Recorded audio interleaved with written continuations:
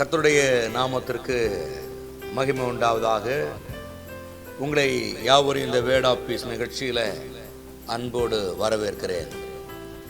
அருமையான இயேசுவுடைய பிள்ளையே, இந்த நாளிலும் கூட ஆண்டவர் உன் குடும்பத்தை பராமரித்து உன் குடும்பத்தின் மேல் இரக்கம் வைத்து வேதனைப்பட்டு கொண்டிருக்கிற, கஷ்டப்பட்டு கொண்டிருக்கிற, பாடுபட்டு கொண்டிருக்கிற உன் குடும்பத்திற்காக இரக்கம் செய்து உன்னை காப்பாற்றும்படி உன் வீடு தேடி ஏசப்பா வந்திருக்கிறார்.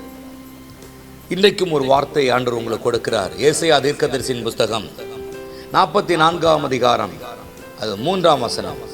இப்படி சொல்லப்படுகிறது: உன் சந்ததி மேல் என் ஆவியும் உன் சந்தானத்தின் மேல் என் ஆசீர்வாதத்தையும் ஊற்றுவேன். அருமையான பிள்ளையே, இந்த நாளில்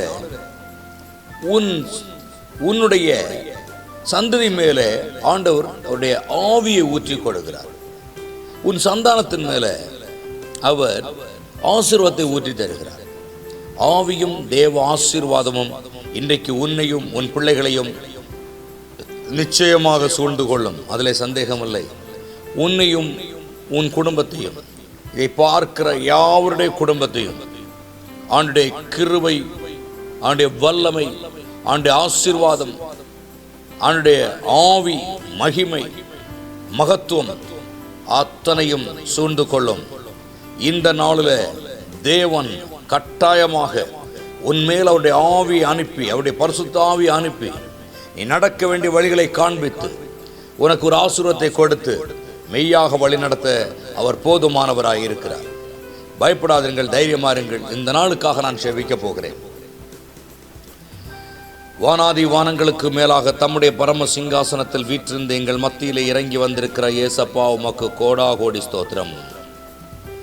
நீர் இதை பார்க்கிற யாவர் மேலும் உம்முடைய சுத்த ஆவியை அனுப்பி இவர்கள் சந்ததி மேலும் சந்தானத்தின் மேலும் ஆவியையும் ஆசீர்வாதத்தை ஊற்றி நீர் பெரிய காரியங்களை செய்யணுமே நாங்கள் செபிக்கிறோம்.